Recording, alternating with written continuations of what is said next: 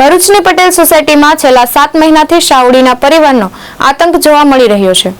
રાત્રિના સમયે ખુલ્લેઆમ ફરી રહેલી શાહુડીઓથી રહેવાસીઓમાં ભયનો માહોલ સર્જાયો હતો। આખરે વન વિભાગ અને જીવદયા પ્રેમીઓની ટીમે રેસ્ક્યુ ઓપરેશન હાથ ધરી એક શાહુડીને પાંજરે પૂરતા સોસાયટીના લોકોએ રાહતનો શ્વાસ લીધો છે।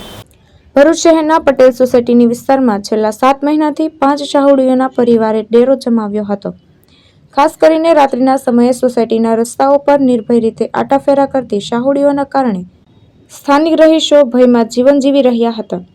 આ મામલે રહેવાસીઓએ જીવનદયા પ્રેમીઓનો સંપર્ક કરતા મિતુલ પટેલ, આશિષ શર્મા, યોગેશ મિસ્ત્રી અને રમેશ દવે દ્વારા વન વિભાગને જાણ કરવામાં આવી હતી। વન વિભાગના અધિકારી MB ડાભીના માર્ગદર્શન હેઠળ રેસ્ક્યુ ઓપરેશન હાથ ધરવામાં આવ્યું।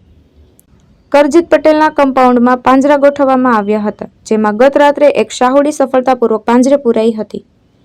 વન વિભાગ દ્વારા આ શાહુડીને તેના કુદરતી આવાસમાં મુક્ત કરવાની કાર્યવાહી હાથ ધરવામાં આવશે। જોકે હજુ પણ અન્ય 4 શાહુડીઓ સોસાયટીની વિસ્તારમાં હોવાની શક્યતા હોવાનું ટીમ દ્વારા સતત નજર રાખવામાં આવી રહી છે। કેતન મહેતા, દ્રષ્ટિકોણ ન્યૂઝ, ભરૂચ।